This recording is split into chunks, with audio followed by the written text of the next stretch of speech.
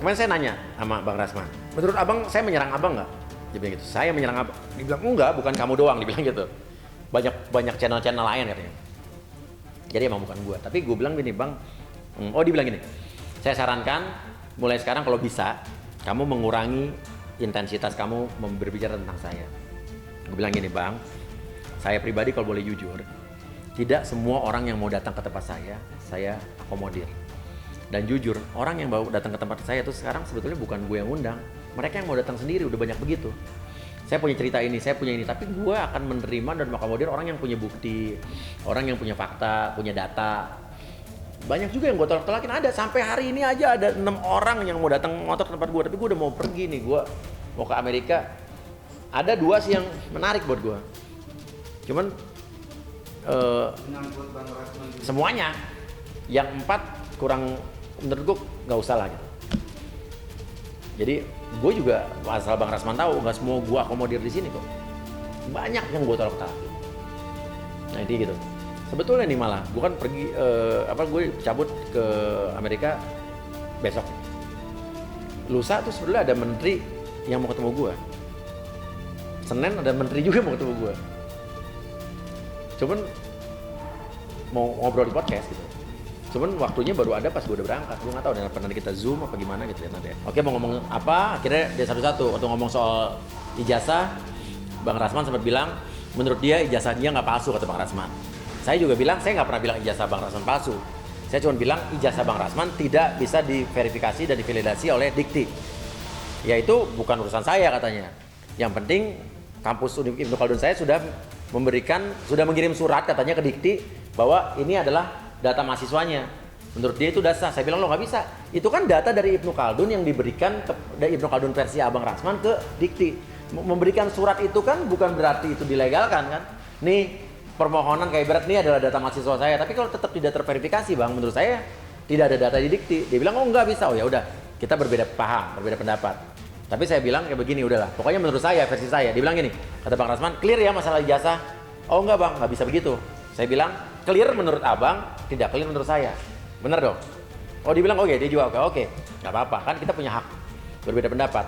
Menurut saya itu belum clear. Menurut saya ijazah abang tidak terverifikasi di Dikti artinya emang tidak terdaftar, bilang gitu.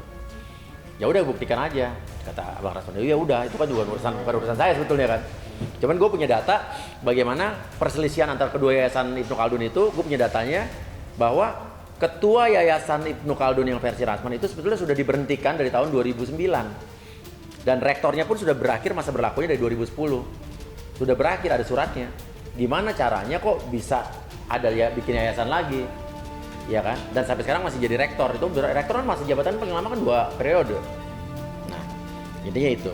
Terus soal ijazah saya tetap tidak sependapat.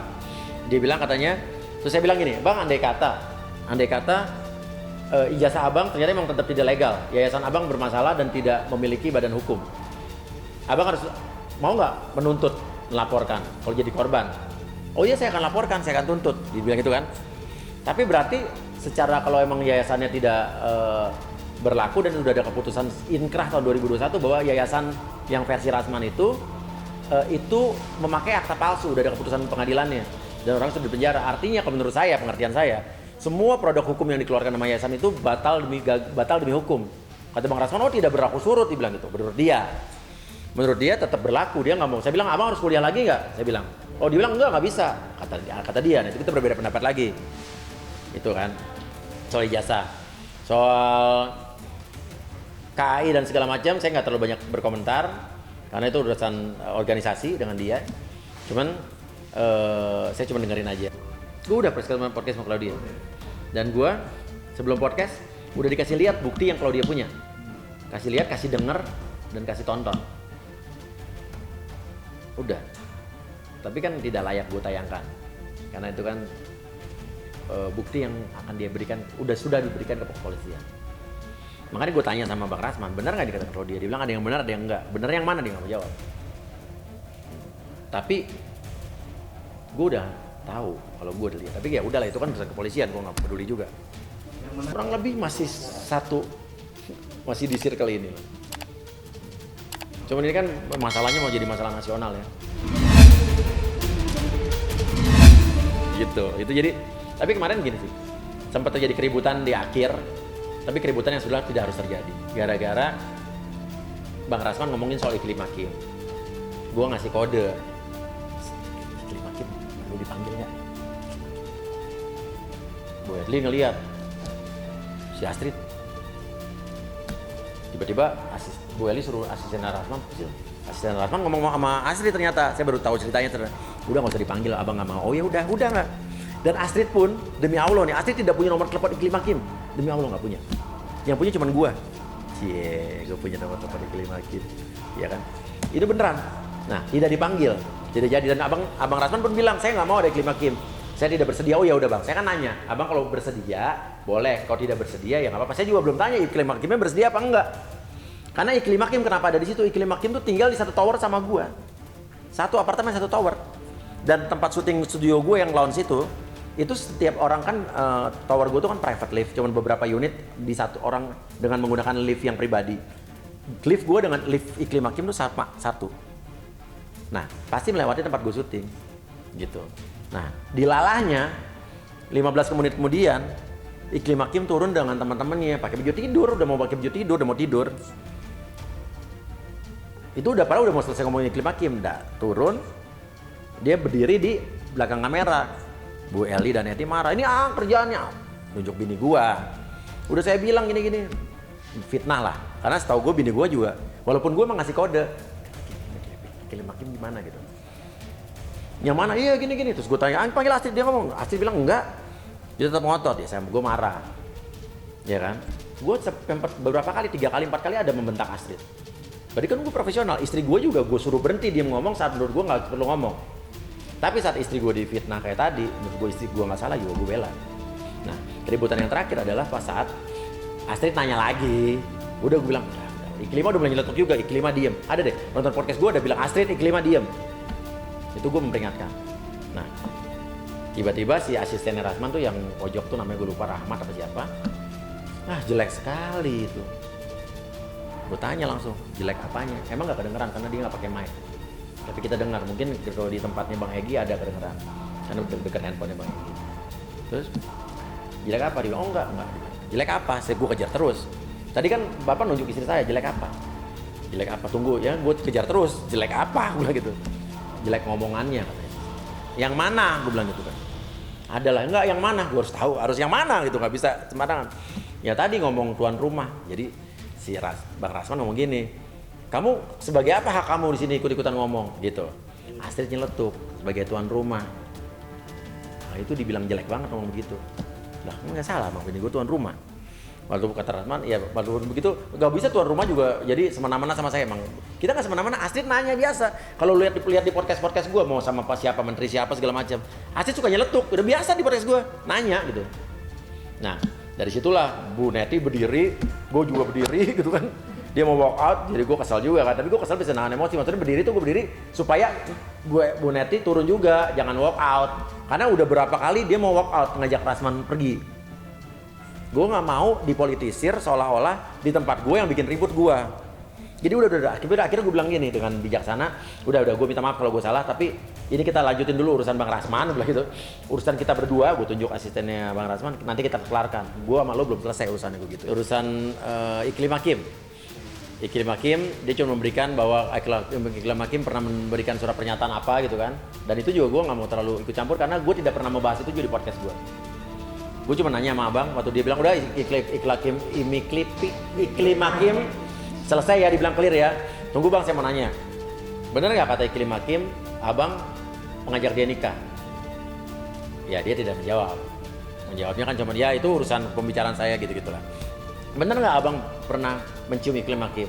Dia juga nggak jawab. Tapi saya udah nanya. Jadi gitu. Jadi saya juga boleh berhak bertanya kan. Urusan Claudia juga dia tidak menjawab, dia hanya bilang akan melaporkan Claudia. Terus saya cuma bilang bahwa abang tahu nggak, maksudnya Claudia punya bukti-bukti. Ya udah kita akan buktikan katanya. Tapi kata Bang Rasman seingat saya, yang dikatakan Claudia itu ada yang benar ada yang tidak. Terus saya tanya yang benar yang mana? Dia bilang saya itu bukan urusan saya, nanti aja nggak mau jawab katanya. Tapi kalau saya pribadi sudah melihat dan menonton dan mendengar bukti yang dikasih sama Claudia. Gue udah podcast sama Claudia. Dan gue sebelum podcast udah dikasih lihat bukti yang kalau dia punya. Kasih lihat, kasih denger, dan kasih tonton. Udah. Tapi kan tidak layak gue tayangkan. Karena itu kan bukti yang akan dia berikan, sudah diberikan ke kepolisian. Makanya gue tanya sama Bang Rasman, benar nggak dikatakan Rodia? Dia bilang ada yang benar, ada yang enggak. Benar yang mana, dia nggak mau jawab. Tapi gue udah tahu kalau gue udah lihat. Tapi ya udahlah, itu kan urusan kepolisian, gue nggak peduli juga. Nah, pertanyaan gue satu sih waktu di kasus Bu Evi. Bang Rasman waktu di kasus Bu Evi udah jadi advokat belum? Dia bilang iya. Loh, saya bilang begini, gimana caranya jadi advokat? Sedangkan abang, kasus Bu Evi itu bulan Juli tahun 2015, abang dilantik di Pengadilan Tinggi Ambon 2 November 2015. Saya tanya, abang udah jadi advokat apa belum? Dia nggak jawab. Terus saya tanya sekali lagi, bang, pertanyaan saya, abang pada saat kasus Bu Evi sudah jadi advokat apa belum? Dia bilang, bisa iya, bisa tidak. Kata dia. Terus saya bilang, kan nggak bisa bang, kata Bang Rasman, kamu nggak ngerti. Ya udah, saya bilang, saya mungkin sarjana ilmu politik nggak ngerti. Tapi kan saya tolong dikasih pengertian kalau emang saya salah. Tapi sepengetahuan saya, setiap orang yang belum dilantik di pengadilan tinggi, disumpah dan mendapatkan berita acara sumpah atau bas, itu belum jadi advokat kalau menurut saya. Atau menurut Bang Rasman, tidak. Jadi saya nggak tahu, makanya saya nggak mau berdebat panjang lebar, karena kan bolak-balik kan, saya kembalikan ke pembaca dan pendengar, penonton. Kalau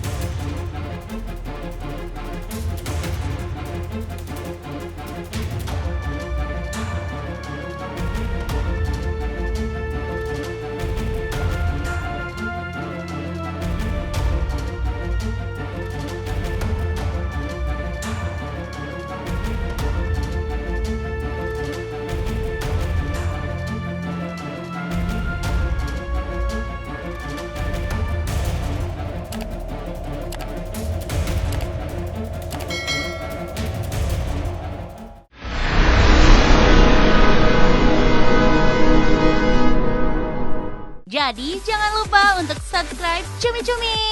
Ditekan ya tombol lonceng merahnya.